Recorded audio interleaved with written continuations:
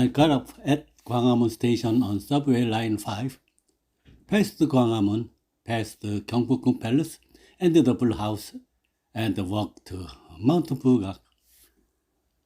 Until a few years ago, Mount Bugak was forbidden. It was a place I did not dare to approach. Gwanghwamun is the main gate to the south of Gyeongbokgung Palace. It contains the meaning of the king's great virtue illuminates the whole country. Joseon was centered on Confucianism. Joseon thoroughly followed Confucian ideology even when planning the Seoul city wall. Founded in 1392, Joseon found the 명당. This was the 광화문 area.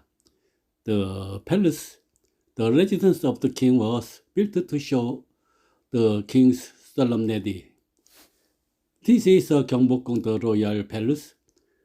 To protect the palace, a fortress called Dosong was built.